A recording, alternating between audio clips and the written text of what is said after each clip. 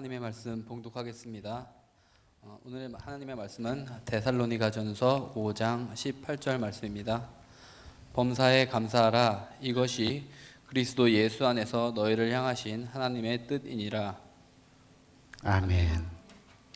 미국 캘리포니아의 이 라구나 비치에서 화재가 발생한 적이 있습니다. 그 화재로 오렌지 카운티에 있는 많은 집들이 불타고 많은 사람들이 다른 곳으로 이사를 가야 했습니다.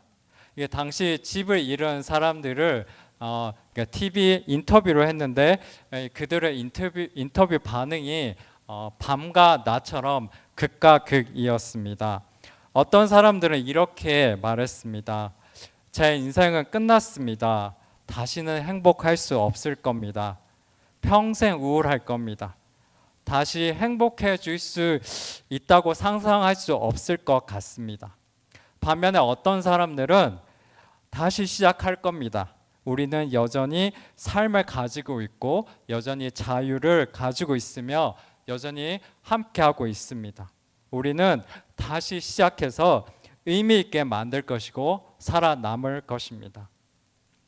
우리 성도님들은 이 두 가지 태도들 중에서 어떤 태도를 가지고 싶습니까? 리고렌 목사님은 이 인터뷰 내용에 대해서 이렇게 얘기를 했습니다. 행복은 선택입니다. 행복과 당신이 처한 상황 사이에는 상관관계가 없습니다. 성경에서도 오늘 이 편지를 쓴 사도 바울, 또 시편을 지은 이 다윗 등 성경에 나오는 많은 훌륭한 사람들은 자주 얘기합니다. 감사하자, 감사하다, 감사해라. 그러나 이들이 그렇게 감사하자고 말할 때 오히려 그들의 상황은 감사하기가 너무 힘든 상황일 때가 많이 있었습니다.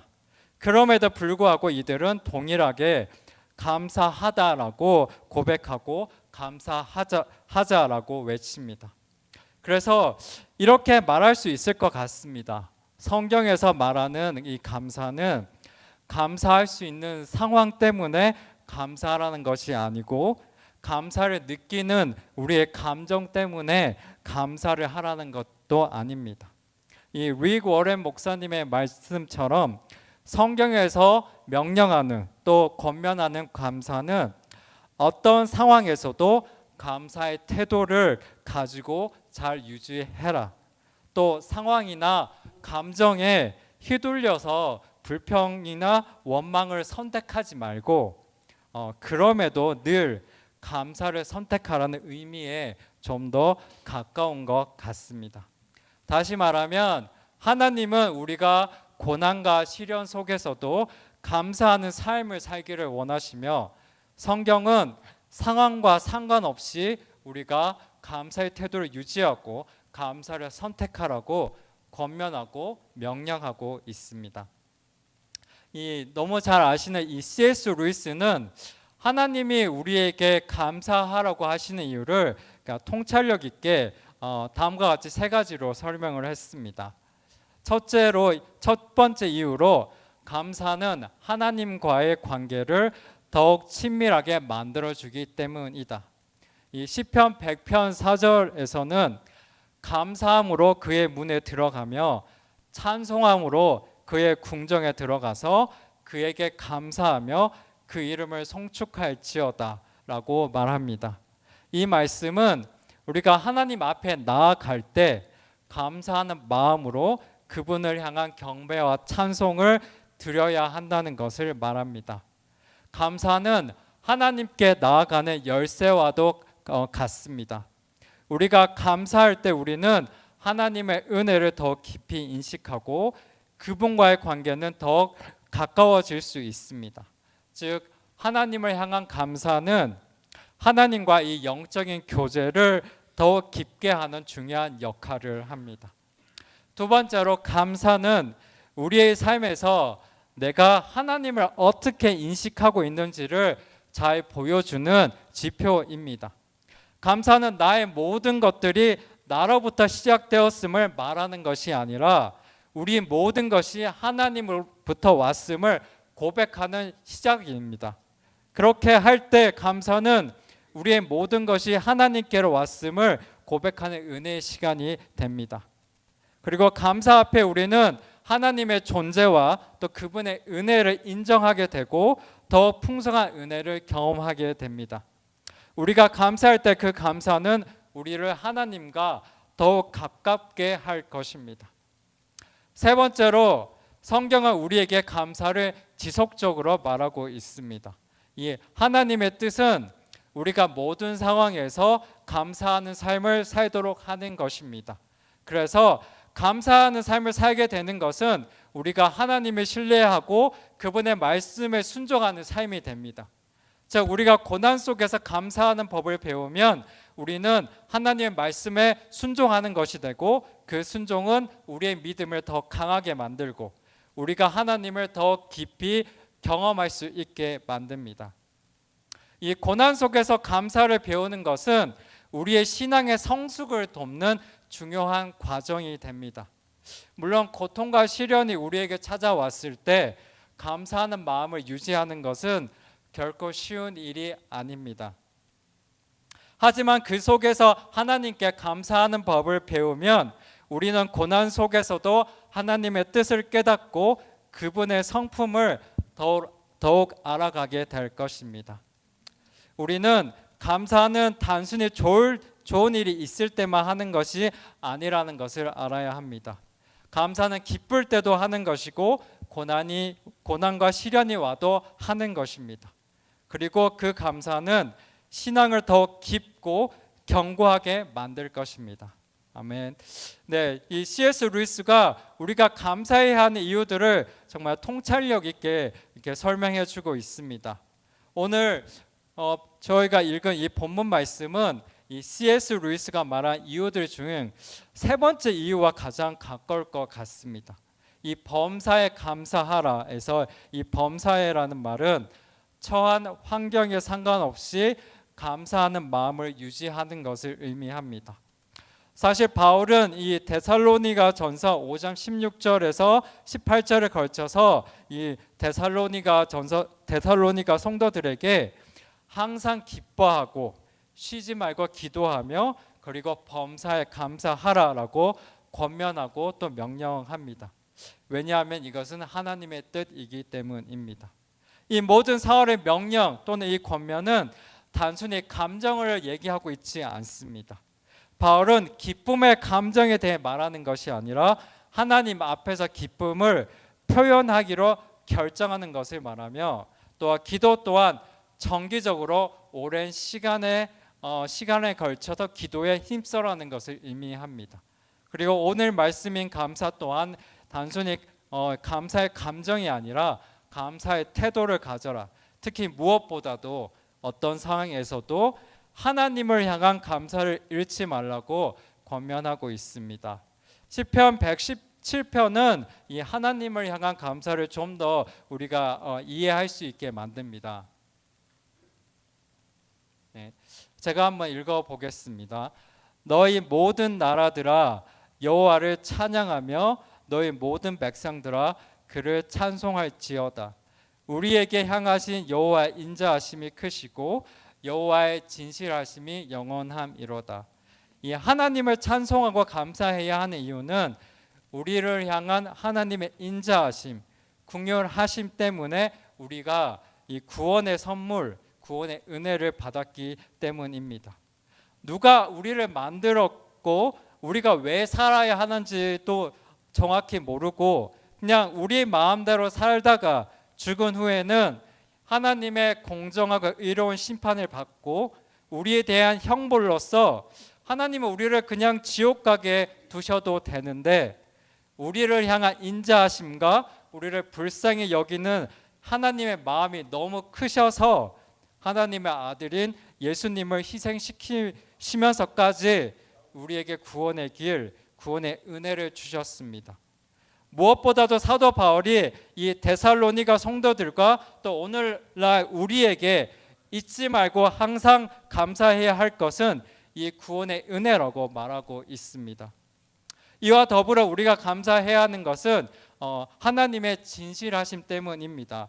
이 진실에 해당하는 이 에메트라는 히브리 단어의 기본 개념은 지지하다, 버티다, 지탱하다는 뜻으로 흔들리지 않는다, 변하지 않는다, 지속된다는 의미가 이 단어에 담겨 있습니다. 즉 진실함에 담겨 있습니다. 그래서 하나님께서 일단 한번 약속하시면 하나님은 그 약속을 꼭 지키시는 분이시며 어떤 상황에서도 약속을 어기지 않으시는 분이십니다. 따라서 하나님의 약속의 말씀은 변하지 않을 것입니다. 하나님의 구원의 은혜는 결코 취소되지도 않고 중단되지도 않을 것입니다. 하나님께서는 그분의 약속을 지킬 수 있는 힘과 능력이 있으십니다. 그래서 이 시편 117편과 이 오늘 본문을 함께 생각하면 사도 바울은 이렇게 말하고 있는 것 같습니다. 지금 당장 너의 믿음 때문에, 하나님을 향한 믿음 때문에 고난과 핍박이 오더라도 참고 인내해라. 불편함이 찾아와도 주변 사람들로부터 미움을 받더라도 너가 손해를 보고 일하던 곳에서 쫓겨나도 괜찮다. 참고 인내해라. 이 땅에서의 삶은 영원한 삶과 비교하면 너무나 짧은 순간이다. 너가 받은 구원의 은혜를 생각하고 앞으로 너가 하나님과 영원히 살게 될 그날을 바라보고 기뻐하고 감사해라. 너가 천국에서 받을 영적인 축복에 대한 소망을 생각하며 지금의 어떤 상황에서도 감사함을 잃지 말고 살아라. 개인적으로 이 말씀을 묵상하면서 이 구원의 은혜, 이 십자가의 은혜, 이런 말을 너무 자주 듣다 보니 저도 모르게 좀 너무 무감각해져서 이 하나님의 은혜, 특히 이 구원의 은혜를 너무 당연한 것으로 여기면서 감사도 있고 참 기쁨도 있고 살아갈 때가 많다는 생각이 들었습니다. 그 대신에 오히려 이 파도에 위에서 이래저래 휩쓸리는 돛담배처럼 이 땅에서 우리의 이 희로애락에 우리가 너무 희로애락에 따라서 이렇게 휩쓸리며 이 땅을 살아갈 때가 참 많은 저를 바라보게 되는 것 같습니다. 사실 냉정하게 생각해 보십시오. 우리가 하나님의 자녀가 되어서 천국에 갈 수 있는 것보다 더 큰 기쁨과 감사가 어디에 있겠습니까? 이것과 비교할 수 있는 기쁨과 은혜가 어디에 있겠습니까? 정말 바라기는 이 땅에서의 삶에만 너무 우리가 집중하고 바라보다가, 그리고 이 땅에서의 감사한 일, 기쁜 일에만 너무 생각하다가 가장 중요한 하나님 나라와 하나님을 바라보는 것을 잊고 구원의 은혜에 대한 감사와 기쁨을 잊고 정말 살아가는 분들이 아무도 없기를 바라겠습니다. 한편 또한 개인적으로 이 감사에 대해서 좀 묵상을 계속해 오면서 개인적으로 생각하게 된 것은 이 하나님에 대한 신뢰, 믿음입니다. 하나님을 더욱 신뢰할수록 우리는 더 많은 감사를 느끼고 경험할 수 있는 것 같습니다. 하나님을 신뢰하는 사람들과 하나님을 신뢰하지 못하는 사람들을 정말 가장 대조적으로 볼 수 있는 이야기 중 하나는 이 가나안 땅의 정탐꾼 이야기일 것입니다. 이 가나안 땅을 정탐하기 위해서 모세가 12명의 대표를 그곳으로 보냈습니다. 가나안 땅을 여기저기 둘러보고 돌아온 후에 하나님을 온전히 신뢰하지 못하는 이 10명의 정탐꾼과 또 하나님을 온전히 신뢰하는 이 2명, 갈렙과 여호수아는 전혀 다른 보고를 모세와 이스라엘 백성들에게 했습니다. 하나님을 신뢰하지 못한 이 10명은 가나안 땅에 사는 사람들은 우리보다 더 강하다고 말하며 가나안 땅에 가기를 두려워하고 오히려 자신들을 애굽에서 나오게 한 모세와 하나님께 원망과 불평을 합니다. 반면에 갈렙과 여호수아는 이렇게 말합니다.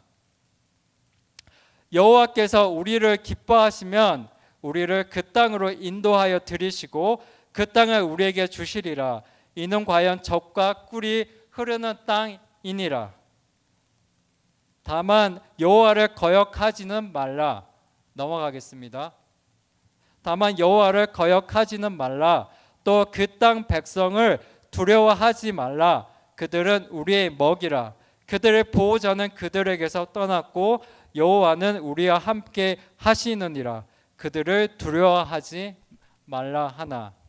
이처럼 같은 것을 보았고 같은 상황에 있지만 하나님을 온전히 신뢰하는 사람과 하나님을 온전히 신뢰하지 못하는 사람은 같은 것을 서로 다르게 바라보고 다르게 해석합니다.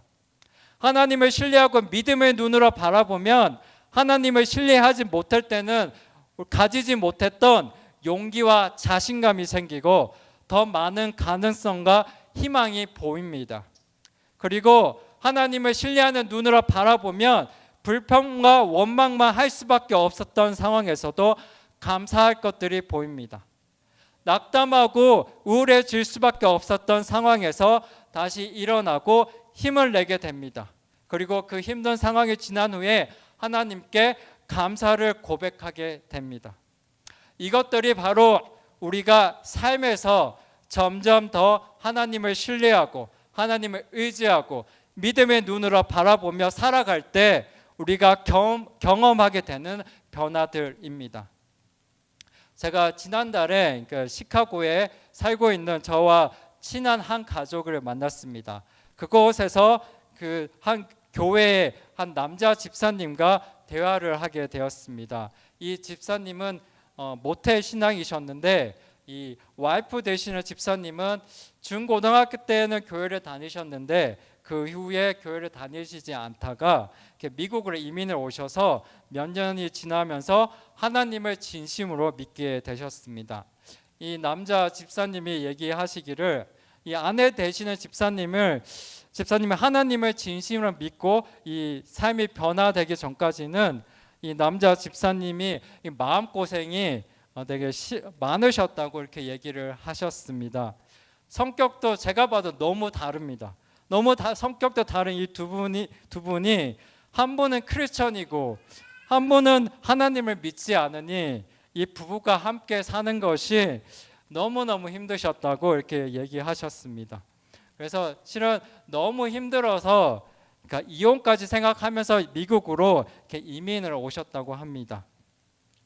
물론 지금은 두 분 다 신앙생활도 너무 잘하시고 화목하게 잘 지내고 계십니다.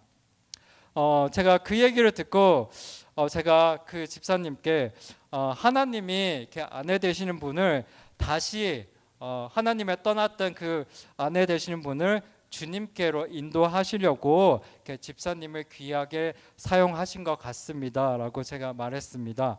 그러자 이 남자 집사님께서 이렇게 대답하셨습니다.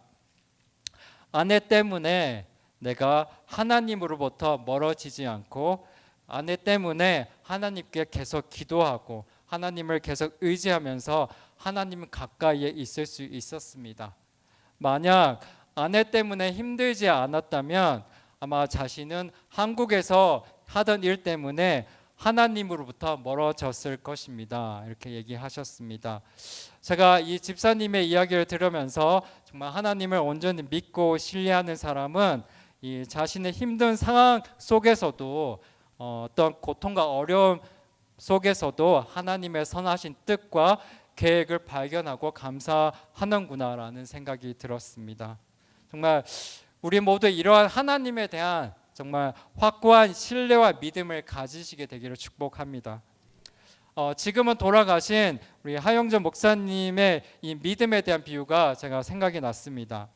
이 믿음은 안개 때문에 앞이 전혀 보이지 않는 다리의 이 한 가운데에서 이 다리가 맞은편까지 잘 연결되어 있을 것이라고 믿고 한 발자국씩 걷는 것과 같다. 눈으로 보면서 다리를 건너는 것은 믿음으로 걷는 것이 아니다. 이처럼 우리 모두가 보이지는 않지만 보이는 것처럼 하나님을 믿고 신뢰하고 의지하며 살아가는 이런 믿음을 정말 가지게 되기를 간절히 기도하겠습니다. 마지막으로 제가 C.S. 루이스의 설교를 한 번 더 인용하고자 합니다. 그것은 감사해야 하지만 감사할 수 없는 상황에서 우리는 어떻게 해야 합니까? 입니다. 암으로 고통받는 사람, 사고로 사랑하는 자녀를 잃은 부모, 사업이 기울어져서 점점 망해가고 있는 사람에게 우리는 어떻게 감사하라고 말할 수 있습니까? 우리가 기억해야 하는 것은 고통에 있을 때 우리는 억지로 감사하지 않아도 된다는 것입니다. 예수님은 겟세마네 동산에서 이 잔을 내게서 지나가게 하옵소서라고 기도하며 하나님께 이 자신의 마음과 고통을 솔직하게 고백하셨습니다. 우리가 고통에 있을 때, 우리가 너무 아파서 하나님께 감사할 수 없을 때, 우리는 억지로 감사하는 것이 아니라 아픈 우리의 마음을 하나님께 말하면 되는 것입니다. 그러니까 우리가 아픔에서 하나님을 바라보며 내뱉는 우리의 탄식과 신음은 하나님을 향한 믿음이 없음이 아니라 하나님을 향한 신뢰와 믿음의 표현이 된다는 사실을 우리는 잊지 말아야 합니다. 사실 맞습니다. 믿음이 있어야 하나님께 나아갈 수 있으며 믿음이 있어야 하나님께 나아가 우리의 탄식과 신음과 이 고통을 말할 수 있기 때문입니다. 고통은 하나님께서 당신을 향한 사랑을 더 깊이 깨닫게 하시려는 손길입니다. 그래서 고통 속에서 힘들다면 하나님께 힘들다고, 아프면 아프다고 말하십시오. 우리가 고통 속에서 감사를 찾기 어렵다면 우리는 이 마음을 솔직히 고백하며 나가기를 바랍니다. 그리고 세상에 줄 수 없는 하나님의 위로를 구하십시오. 하나님은 하나님을 찾는 이 자녀의 아픔을 만져주시고 우리가 오늘을 살아갈 수 있는 힘을 주십니다. 우리는 하나님을 향한 신뢰를 잃어버리지 말고 끝까지 나아가야 합니다. 바라기는 정말 기쁘고 감사할 때도 하나님께 감사하고 아프고 힘들 때에도 하나님을 신뢰하며 하나님을 찾고 의지하는 복된 성도님들이 되시기를 바라겠습니다. 우리 같이 기도하겠습니다.